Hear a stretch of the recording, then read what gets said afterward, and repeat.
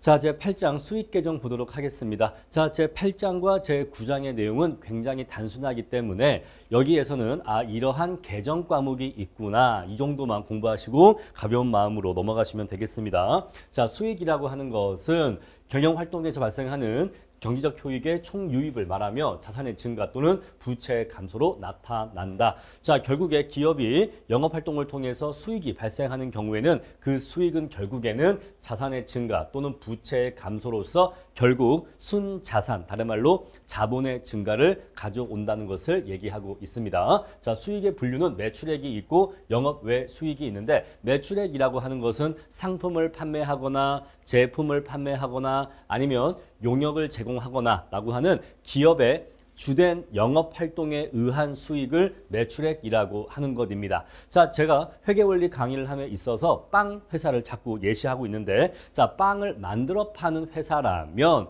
이 빵이 제품이겠죠. 자, 빵을 만들어서 팔아서 버는 수익이 바로 매출액이 되는 거죠. 만약에 빵을 사와서 팔기만 하는 회사라면 빵을 사오겠죠. 그럼 얘가 상품이겠죠. 상품을 팔았을 때 들어오는 수익이 매출액이 될 것입니다. 또 우리 스터디 파이터처럼 학원의 경우에는 강의 서비스를 제공하는 것이 용역, 주된 영업활동이기 때문에 강의를 제공하고 강의료를 받는 것이 용역의 제공으로 얻어지는 매출액이 될 것입니다. 아시겠죠? 자, 이렇게 기업의 주된 영업활동으로 인한 수익을 매출액이라고 하는 거예요. 자, 근데 기업이라고 하는 것이 주된 영업활동 이외의 다른 활동에서도 수익이 발생할 수가 있는데 우리 그것을 영업 외 수익이라고 합니다. 자, 수익이긴 수익인데 영업활동에서 얻어지는 수익은 아니라는 거예요. 자, 만약에 우리가 빵을 만들어 파는 회사라면 빵을 만들어서 팔아서 버는 돈은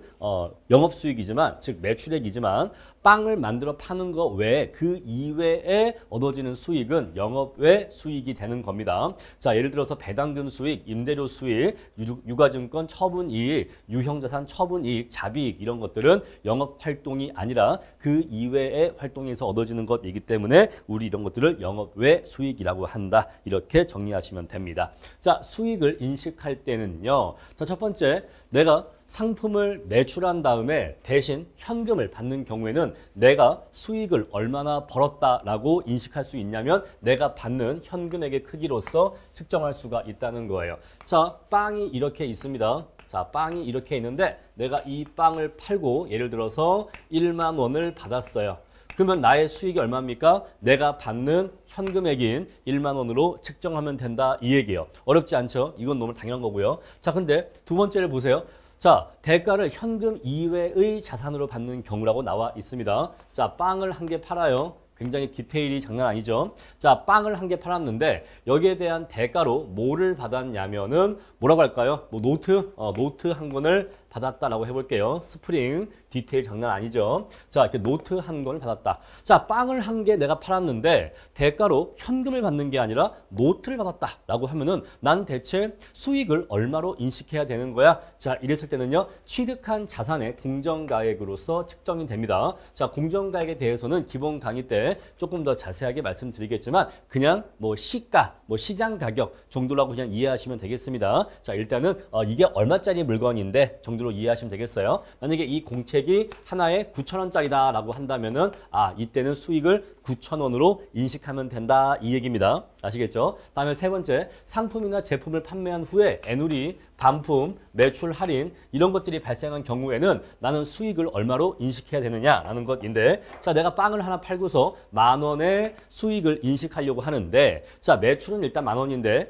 애누리, 반품, 매출 할인이 셋 다 합쳐서 1,000원이 발생했다고 할게요. 자, 우리 이 경우에는 수익으로 얼마를 인식해야 됩니까? 자, 원래 1만 원 매출에서 매출, 애누리, 반품, 매출 할인 1,000원을 차감한 나머지 잔액인 9,000원만을 수익으로 인식해야 된다 이 얘기예요. 어렵지 않죠? 자, 이렇게 해서 내가 수익을 얼마로 인식할 것인가에 대해서 이 세 가지 경우에 각각 이렇게 인식하면 된다라는 것입니다.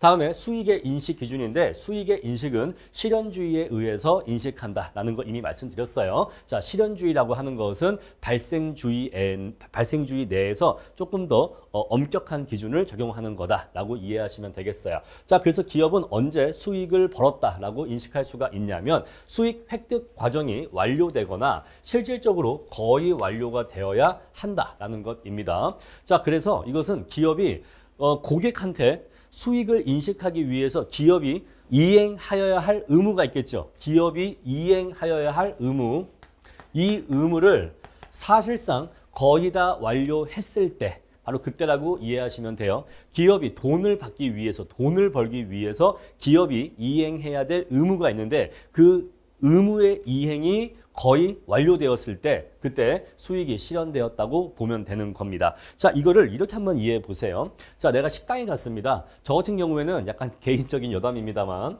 얌생김밥이라는 뭐죠? 이게 간단한 음식 파는 한식집이 있잖아요. 뭐 분식집인가? 이게 있잖아요. 전 여기에서 뭘 좋아하냐면 순두부찌개를 좋아해요. 제가 원래 순두부찌개를 좋아합니다. 아무 상관없는 얘기인데 순두부찌개를 좋아해요. 근데 대체 이 얌샘은 제가 들어가서 순두부찌개 하나를 주문하면 대체 얌샘은 언제 순두부찌개 한 그릇에 예를 들어서 8,000원이라고 하면은 8,000원의 수익을 올렸다라고 인식할 수 있는 걸까요? 제가 순두부찌개를 주문하면 아, 얌샘이 나 8,000원 수익 올렸어 라고 인식하면 되는 걸까요? 이건 아니다 이 얘기예요. 실현주의에 의하면 그건 아니다 이 얘기예요. 왜냐하면 자, 제가 순두부찌개 하나 주문했습니다. 그래서 그러면은 얌샘은 이 기업은 저한테 어떤 의무를 이행해야 되죠? 순두부찌개를 끓여서 나한테 제공할 의무를 이행해야 되잖아요. 근데 순두부찌개 끓였어요? 아직 안 끓였잖아요. 아직 안 끓였잖아. 그냥 지금 주문만 했지 아직 얌샘이 순두부찌개를 끓여 나온 게 아니란 말입니다. 그럼 언제 얌샘은 순두부찌개 매출 수익 8,000원을 인식할 수가 있냐면 제 앞에 순두부찌개를 제공했을 때 제 앞에 뭐 식판이라든가 아니면 제 식탁으로 이렇게 서빙을 해왔을 때 그렇게 제품을 만들어서 저한테 넘겼을 때 저한테 제공을 했을 때 그때가 바로 의무의 이행이 완료된 것이에요. 완료된 것입니다. 순두부찌개를 끓였잖아요. 그러면 얌샘은 할 거 다 한 겁니다. 자신이 해야 될 의무의 이행을 다 한 거예요. 그럼 바로 그때 순두부찌개를 다 끓였을 때 그때 수익 8,000원을 인식할 수 있다 이 얘기예요. 이해하시겠죠? 자, 단순히 주문만 했다라고 했었을 때는 아직은 얌샘이 순두부찌개를 끓이지 않았기 때문에 수익을 인식할 수가 없다. 그렇게 이해하시면 되겠습니다. 자, 그래서 일반적으로는 상품을 판매하거나 아니면 인도했을 때 판매 또는 인도 시점에 판매하거나 인도하는 시점에 이 의무의 이행이 완료되었다라고 봅니다. 자, 그리고 이러한 수익 획득 활동으로 인해서 대체 얼마의 돈이 나한테 들어오게 될지 그 금액을 측정할 수 있을 때 그때 수익을 인식한다라는 것입니다. 바로 이게 실현주의예요. 자, 이 두 번째 조건이 왜 필요하냐면 그럼 내가 회계장부에 수익이 얼마라고 쓰려면 이 화폐 금액을 내가 측정할 수 있어야 장부에 쓸 수 있는 거 아니겠습니까? 자, 그래서 화폐 금액으로도 측정할 수가 있을 때 이 두 가지 조건이 모두 AND로 충족되어야 됩니다. 자, 그때 수익을 인식한다라는 것이에요. 자, 경제적 의무를 거의 대부분 이행해야 한다는 것을 의미한다. 만약에 삼성전자에서 제가 TV를 산다면 언제 삼성전자는 TV 판매 수익을 인식할 수가 있을까요? 저희 집에 설치를 해줬을 때. 아시겠죠? 자, 그렇게 이해하시면 돼요. 자, 다음에 일반적으로 판매 시점 또는 인도 시점에 수익을 인식한다. 읽어보시면 되고요. 자, 매출액이라는 거 읽어보시면 되는데 자, 기업의 업종에 따라서 매출액의 종류는 다르다. 은행이라면 이자 수익을 올리는 게 주된 영업활동일 거고 제조업이라면 물건을 만들어 파는 게 주된 영업활동일 거고 상품 매매업은 상품을 사와서 판매하는 게 주된 영업활동이겠죠? 자, 부동산 임대업의 경우에는 임대 수익을 얻는 게 주된 영업활동일 겁니다. 자, 그런 내용들 읽어보시면 어렵지 않게 이해하실 거고 자, 매출의 회계 처리. 자, 매출은 수익 계정이죠. 자, 수익이 들어왔습니다. 자, 그래서 수익이 발생했고 거기에 대해서 현금이 들어오거나 아니면 외상 판매 시에는 매출 채권이 들어오게 되겠죠. 자, 이것들은 자산 계정입니다. 자, 그래서 수익이 발생하게 되면 자산의 증가가 발생하게 된다. 그렇게 이해할 수가 있겠죠. 자, 매출의 인식 시점은 판매 시점 또는 인도 시점이라고 방금 말씀드렸습니다. 넘어갈게요. 자, 밑에 있는 인도 기준 또한 이미 앞에 나왔던 얘기니까 넘어갈게요. 볼게요. 왜 이 같은 교재에 비슷한 얘기가 두 번, 세 번 반복되는지 잘 이해가 안 가는데 자, 일단은 요거 넘어가도록 하겠습니다. 다음에 두 번째 진행 기준인데 자, 진행 기준은 예를 들어서 건물을 짓는 건설 용역공사가 있잖아요. 그런 경우에는 건설공사의 진행률에 따라서 수익을 인식한다라는 것입니다. 자, 현대건설이 어떤 건물을 지어주기로 건설 용역 계약을 체결했다라고 해볼게요. 자, 교과서 예제 보시면요. 공사 기간이 3년이고요. 공사 계약 금액은 9천만 원입니다. 근데 공사 예정 원가는 7,500만 원이에요. 그래서 공사가 매년 3분의 1씩 진행된다면 전체 9천만 원짜리 공사가 3분의 1씩 1년에 3천만 원씩 진행이 되는 거고 3분의 1씩 공사가 진행이 되는 거고 그러면 이 건설 회사는 매년 3천만 원의 매출 수익을 인식하면 되는 겁니다. 자, 그런데 건물은 그냥 짓는 게 아니죠. 매출 원가가 발생하죠. 그게 7,500인데 3분의 1이 2,500이니까 매년 3천만 원의 매출이 발생하는 거고 매출 수익을 인식하면 되는 거고 매년 2,500만 원의 공사 원가가 발생하는 거니까 결국 당기순이익은 매년 500만 원씩 인식하면 된다. 그렇게 내용 교과서에 나와 있는 대로 이해하시면 됩니다. 자, 다음에 이제 우리 영업 외 수익 볼게요. 자, 매출액은 주된 영업 활동에서 발생하는 수익을 얘기하고 영업 외 수익은 이러한 위에 주된 영업 활동 이외의 활동에서 발생하는 수익을 영업의 수익이라고 한다라는 걸 읽어보시고 자, 이자 수익 뭔지 아시죠? 내가 누구한테 돈을 빌려줬는데 거기에 대해서 이자를 받게 되면 이자 수익이 들어오게 됩니다. 또 내가 우리 기업이 어떤 기업의 주식을 갖고 있었는데 다른 기업의 주식을 갖고 있었는데 그 주식에 대해서 배당금이 들어올 수가 있겠죠. 배당금 수입. 그리고 어떤 기업이 임대용 부동산을 보유하고 있는데 거기에서 임대료가 들어올 것입니다.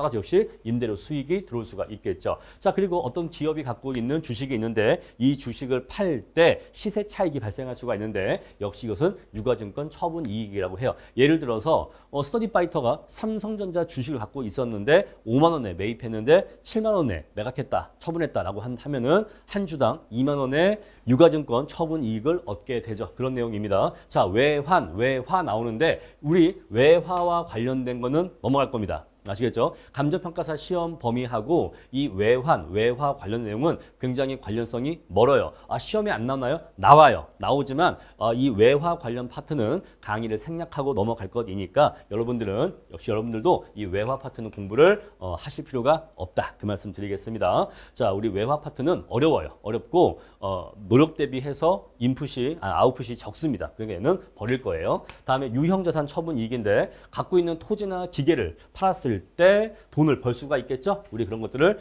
유형자산 처분 이익이라고 합니다. 예를 들어서 10억 원에 산 토지가 있는데 몇 년 뒤에 팔았더니 13억에 팔았어. 그러면 바로 이 3억이 유형자산 처분 이익이 되는 겁니다. 다 이해하실 거예요. 읽어보시면 다 이해하실 겁니다. 외환 관련되는 내용만 빼고 나머지는 다 쉽게 이해하실 수 있을 겁니다. 다음에 보험 차익인데 보험 차익은 제가 앞에서 개정 과목 특강할 때 이미 한번 말씀드렸죠. 자, 어떤 건물이 처음에 얼마에 취득했냐면 1억 원에 취득했습니다. 그런데 건물을 보유하면서 그동안 감가상각 누계액이 얼마가 발생했냐면 3천만 원의 감가 누계액이 발생했다고 해요. 자, 그러면 이러한 건물에 장부가액이 얼마 있냐면 장부가액은 이 건물이 장부에는 7천만 원짜리로 남아 있습니다. 근데 이 건물이 불탄 거죠. 불탔는데 여기에 대해서 화재보험료로 8천만 원의 화재보험료를 받는 경우에는 보험 차익 1천만 원이 남게 되는 겁니다. 뭔지 이해하시겠죠? 다음에 자산 수증 이익인데 이거는 제3자로부터 자산을 공짜로 무상으로 공짜란 뜻이에요. 공짜로 증여받는 경우에는 요거 이익이죠. 요거 이익이니까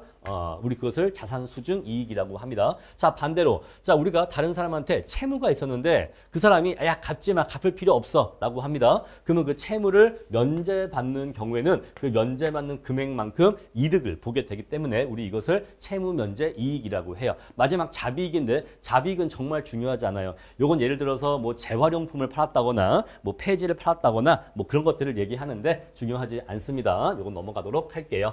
자, 다음에 이제 우리 여기서 공부한 것들 중에서 하나하나씩 조금 더 자세하게 보도록 할게요. 첫 번째 이자 수익입니다. 자, 이자 수익 단순하죠. 돈을 빌려주고 받는 이자 수익이 영업 외 수익으로 잡힌다라는 것인데 자, 누구한테 돈을 빌려줘도 이자 수익 들어오고 회사가 자신의 자금을 은행에 예금해서 예금이자 받아도 역시 이자 수익이고 회사채나 국공채에 투자해서 이자를 받아도 역시 똑같이 이자 수익이다 이 얘기예요. 어쨌거나 누구한테 돈을 빌려주거나 이렇게 해서 이자를 받으면 바로 그것이 이자 수익이 된다라는 것입니다. 자, 밑에 보시면은 자, 다음에 배당금 수익 나오는데 자, 배당금은 아까 이미 말씀드렸죠. 배당금 수익. 그래서 배당금이 들어왔다라고 하면 현금 얼마 들어왔고 배당금 수익 들어왔다. 회계 처리하시면 됩니다. 다음에 임대료. 내가 부동산 빌려주고서 임대료 받으면 역시 임대료 수익 처리하시면 되고 자, 다음으로 유가증권 처분 이익입니다. 자, 기업이 갖고 있는 토지와 같은 유형 자산을 처분할 수도 있고 삼성전자 주식과 같은 이러한 유가증권도 처분할 수가 있는데 자, 무엇을 팔든지 간에 어쨌거나 처분할 때 처분 이익은 기본적으로 처분가액 빼기 장부가액으로서 구해집니다. 자, 뭔가를 팔았을 때 그 처분 이익은 처분가액 빼기 장부가액으로 구해진다. 자, 장부가액이야 회계장부에 얼마짜리 재산으로 기록되어 있느냐 그냥 그거 그대로 쓰시면 되는데 자, 처분가액이라고 하는 것은 얼마에 팔았냐라는 것이에요. 얼마에 팔았냐. 자, 근데 우리가 얼마에 팔았냐를 구할 때 앞에서 매출 할인, 매출 애누리, 매출 환입 등등이 있는 경우에는 그 금액을 뺀 나머지 금액만을 수익으로 인식한다고 했죠. 자, 같은 맥락으로 지금 이 예제의 경우에는 이 판매에 있어서 수수료, 증권거래세 이런 것들이 1,000원이 발생했다고 나와 있기 때문에 요거를 제외한 나머지 금액만을 수익으로 인식해야 됩니다. 자, 그래서 50만 원에 팔았다라고 인식하면 안 되고 50만 원에서 1,000원을 뺀 49만 9천 원에 팔았다라고 인식을 해야 되는 거예요. 아시겠죠? 다음에 장부가액은 문제가 47만 원이라고 줬기 때문에 결국 양자의 차익인 2만 9천 원의 유가증권 처분 이익을 얻었다라고 회계 처리하시면 되는 겁니다. 자, 밑에 회계 분계 중요한 거 아닙니다. 자, 밑에 그리고 외환 차익 이런 거 넘어간다고 했죠. 외환자 들어가면 넘어갑니다. 자, 얘도 넘어갑니다. 여러분들이 교과서 183페이지에서부터 184, 185, 186, 187 보면 아시겠지만 어려워요. 어려우니까 이 외환자가 들어가는 건 그냥 버리는 게 낫습니다. 아시겠죠? 요건 버리는 게 나아요. 감정평가사 수험생이라면 외환자가 들어가는 건 버리는 게 현명한 선택입니다. 현명한 선택이에요. 자, 7번 유형자산 처분 이익인데 마찬가지로 유형자산을 처분한 경우에도 처분가액 빼기 장부가액으로서 그 처분 이익을 구합니다. 자, 보시면요. 건물은요. 취득가액이 1억 5천인데 전기말 감가상각 누계액이 8천이라고 합니다. 자, 건물이 원래 맨 처음에 살 때 1억 5천에 샀다 이 얘기예요. 그런데 감가상각 누계액이 8천만 원으로 잡혀있다 이 얘기죠. 8천으로 잡혀있다 이 얘기예요. 그럼 얘 지금 건물에 장부가액이 7천만 원으로 현재 잡혀있는 겁니다. 자, 그런데 얘를 얼마에 팔았냐면 8천만 원에 매각하기로 했다고 합니다. 당좌 수표 받아서 은행에 입금했대요. 자, 그런데 우리가 매각일까지 추가적으로 단기 중 감가상각비 200만 원이 발생했다고 해요. 자, 우리가 전년도 언제 있었겠죠? 전년도 기말에 보고기간 말에 이렇게 건물이 기록돼 있었는데 이렇게 재무상태표 작성한 이후에 얼마의 시간이 지나고 나서 매각을 했을 거잖아요. 날짜는 없지요. 얼마의 시간이 지나서 매각을 했을 텐데 그 사이에 요 기간에 대해서 감가상각비가 200만 원이 발생했다 이 얘기예요. 자, 그러면 감가 누계액이 얼마가 되는 거예요? 8,200만 원 되는 거죠. 자, 그러면 장부가액이 이제 얼마가 되는 거예요? 6,800이 되는 거죠. 그럼 이제 이 건물은 장부가액이 6,800이 남아있는 건물이 되는 겁니다. 자, 근데 이 건물을 얼마에 팔았다고요? 8천만 원에 팔았다고요. 그럼 양자의 차익이 얼마예요? 1,200만 원이죠. 자, 정답은 그래서 1,200만 원이 유형자산 처분 이익이다. 이렇게 구하시면 됩니다. 자, 다음에 보험 차익이 있는데 자, 보험 차익은 아까 이미 원리 말씀드렸습니다. 자, 문제 읽어보시면요. 보험에 가입되는 건물이 있는데 2억짜리네요. 감가 누계액 7천입니다. 자, 그런데 2억 2천 보험금 받았대요. 자, 이 건물의 장부가액 얼마예요? 1억 3천. 1억 3천짜리 건물에 대해서 2억 2천 보험금 나왔으니까 9천만 원이 보험 차익이죠. 어렵지 않게 계산 되실 겁니다. 다음에 자산수증 이익인데 요거는 공짜로 토지 5천만 원짜리를 받았대요. 요건 그냥 그대로 자산수증 이익 5천 잡으시면 되는 겁니다. 다음에 채무면제 이익이 있는데 자, 내가 원래 빚이 5천이 있었는데 있었는데 이 빚을 면제받았대요. 그럼 그냥 요거 그대로 채무 면제 이익으로서 5천 잡으시면 됩니다. 다음에 자비이익인데 자, 신문지 폐지를 팔아서 30만 원 벌었대요. 그러면 현금 30만 원 들어오고 자비이익 수익 30만 원 잡으시면 되는 겁니다. 너무 어렵지가 않죠. 너무 어렵지가 않아서 설명드릴 게 없습니다. 자, 넘어가고요. 자, 연습 문제 보도록 하겠습니다. 자, 1번 수익에 관한 설명 중 옳지 않은 것 물어봤습니다. 자, 지문 1번은 맞는 표현이고요. 지문 2번 수익은 상품이나 제품의 용역의 제공 시점에서만 발생한다. 자, 우리 이렇게 객관식에서 만자가 나오면 오답일 확률이 높습니다. 자, 제공할 때에만 그때 수익이 발생한다 이 얘기인데 자, 우리가 앞에서 얘기했던 실현주의라고 하는 것은 수익의 인식 시점을 얘기하는 겁니다. 자, 발생 시점이 아니라 인식 시점을 얘기하는 거예요. 자, 수익이라고 하는 것은 재료를 사와서 제품을 가공하고 만들고 판매하는 이 전 과정을 통해서 수익이 발생하는 겁니다. 자, 우리가 빵집 같은 경우에는요. 사실 우리가 뭐 아침 한 보통 9시 정도에 보통 빵집이 문을 여는데 아침 뭐 식빵이라든가 바게트부터 팔기 시작하니까 그런데 사실 9시부터 돈을 버는 게 아니라 수익이 발생하는 게 아니라 새벽 5시, 6시부터 그 사전 준비를 합니다. 뭐 반죽을 하고 뭘 세팅을 하고 여러 가지 일들을 새벽에 미리 하거든요. 사실은 그때 그 작업에서부터 이미 수익은 발생하고 있는 거예요. 새벽에 와서 작업을 했기 때문에 아침 빵을 팔 수가 있는 거잖아요. 그래서 재료를 구입해서 가공하고 조리하고 판매하는 그 전 과정을 통해서 수익은 발생합니다. 그런데 밀가루를 반죽하고 있었을 때 저 반죽 상태에서 수익이 얼마나 발생했는지를 인식할 수가 없다 보니까 수익의 인식이라고 하는 것은 실현주의에 따라서 그때 인식하는 것뿐이에요. 아시겠죠? 따라서 요거 2번은 틀렸고 자, 3번 수익이 발생하면 기업의 순자산 다른 말로 자본은 증가한다. 맞는 표현이죠. 수익이 발생하면 자본이 증가한다. 자, 회계는 실현주의를 채택하고 있다. 맞습니다. 다음 2번입니다. 자, 회사의 주된 영업활동 결과의 수익으로 보기 힘든 것은 자, 상품 매출에 용역 매출에 이런 것들은 주된 영업활동이겠죠. 자, 도급공사 수익은 건설회사의 경우에는 3번이 주된 영업활동에 의한 매출 수익이 될 것입니다. 하지만 4번 채무면제 이익은 이건 영업 외 수익이기 때문에 4번이 틀렸죠. 다음 3번입니다. 자, 적절치 않은 것 하고 물어봤어요. 대가를 현금이나 현금 청구권으로 수취한 경우에는 이것의 가액으로 한다. 맞습니다. 돈을 받은 경우에는 얼마 받았니에 의해서 수익의 크기를 인식한다. 이 얘기고요. 자, 제품을 제공하고 현금이 아니라 토지나 건물 등 물건으로 받은 경우에는 내가 받은 물건의 공정가액으로서 수익을 인식한다. 맞는 표현이죠. 자, 대가로 받은 자산과 제공한 자산의 공정가액이 불분명한 경우에는 일반적으로 둘 중에서 보다 명백한 가액으로 한다. 요거 맞는 표현인데 여기에 대해서 아직 강의를 안 했기 때문에 여기에 대한 설명은 기본 강의에 가서 더 자세히 드리겠습니다. 자, 4번 매출 애누리와 매출 환입액이 발생한 경우에는 이것을 빼지 않는다. 아니에요. 요걸 빼요. 요걸 빼고 나머지 금액만을 수익으로 인식합니다.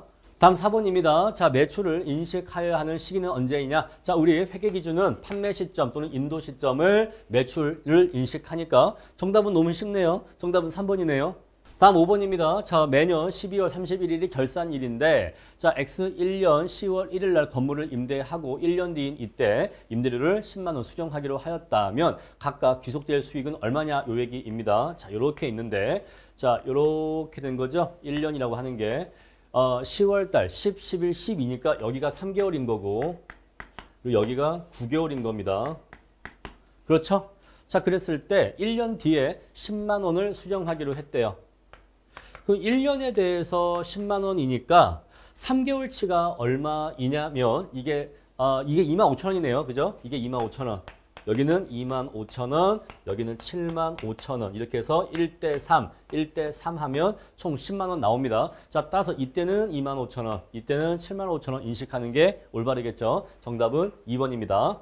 다음 6번입니다. 자, 다음 공사와 관련해서 인식해야 될 공사 수익이 얼마냐? 요거 앞에서 나왔던 예제랑 동일하죠? 매년 3천만 원씩 공사 수익 잡으면 됩니다. 자, 수익은 이익이 아니니까 매출액의 개념으로 이해하셔야 돼요. 자, 그래서 매년 3천만 원씩 정답은 그래서 4번입니다. 자, 민주는 다음 자료를 이용해서 단기의 매출 원가를 구하라 라고 물어보고 있습니다. 자, 기초상품 재고액, 단기 매입액, 그리고 기말상품 재고액 있고 평가 손실 주어져 있어요. 자, 우리가 원칙적으로 매출 원가는 어떻게 구해지냐면 기초상품 재고액 더하기 매입액을 합니다. 단기에 매입한 액을 더해줘요. 여기에서 뭘 빼냐면 기말 상품 재고액을 빼주면 그럼 남는 게 이제 매출 원가가 되는 겁니다. 이거에 대해서는 앞에서도 간단하게 한번 언급한 적이 있어서 본 적이 있으실 겁니다. 자, 근데 이 문제 자체가 조금 제가 봤을 땐 진도가 빨라요. 진도가 빠르기 때문에 아직 우리가 회계원리 공부한 것 갖고는 충분하게 다 이해할 수가 없어서 여기에 대한 풀이는 일단 풀기는 푸는데 여기에 대한 자세한 이해는 기본 강의 가서 마저 이해하시면 되겠습니다. 자, 일단은 최대한 쉽게 설명드리면서 문제를 풀어볼게요. 자, 일단 우리가 기초상품 재고액은 100만 원 주어져 있고요. 다음에 매입액인데 자 단기에 총 550만 원 매입을 했습니다. 그런데 매입 할인과 매입 애누리가 50만 원 있었기 때문에 저기에서 50만 원을 빼줘야 돼요. 저것만큼은 매입액을 낮춥니다. 자 그래서 매입액은 500만 원이 돼요. 그래서 얘랑 합치면 결국 얘는 600만 원이 나오게 됩니다. 자 그리고 기말 상품 재고액이 얼마인 구하니 110만 원 주어져 있어요. 110만 원 주어져 있습니다. 자 그랬을 때 재고자산 평가 손실을 어떻게 처리하라고 했냐면 매출 원가에 가산하라고 했습니다. 자, 매출 원가에 가산하라고 하는 거는 여기에다가 평가 손실을 더하라 이 얘기예요. 평가 손실을 더하라는 겁니다. 자, 왜냐면 얘가 뭐예요? 얘가 매출 원가이잖아요. 그죠? 얘가 매출 원가이기 때문에 재고자산 평가 손실을 매출 원가에 가산해라 이 말은 얘를 평가 손실만큼 높여줘라 이 얘기잖아요. 키워줘라 이 얘기잖아요. 30만 원만큼 더 높여줘라 이 얘기예요. 이게 없을 때보다 이게 있으니까 가산해라. 30만 원 넣어줘라. 넣으면요. 매출 원가가 30만 원어치 더 올라가겠죠. 그러려면요. 이쪽도 플러스 평가 손실을 해줘야 되는 겁니다. 자 따라서 600만 원에서 110만 원을 빼고 플러스 30만 원을 해야 되는 거예요. 그럼 마이너스 80이니까 여기는 520이 나오게 됩니다. 그래서 얘가 520이 나오는 거예요. 자, 이 평가 손실을 여기다가 왜 더해주는지 저 조건 문구 저걸 잘 보셔야 돼요. 매출 원가에 가산하라라고 했기 때문에 매출 원가가 높아지는 방향으로 처리를 하는 겁니다. 다음에 8번입니다. 자, 다음 중 영업 외 수익에 포함시킬 수 없는 것은 정답은 4번이죠. 매출 원가는 말 그대로 매출액을 발생시키기 위한 원가이기 때문에 저건 비용 계정이기 때문에 저건 애초에 수익 계정이 아닙니다. 자, 이렇게 해서 제 8장까지 강의 마치겠습니다.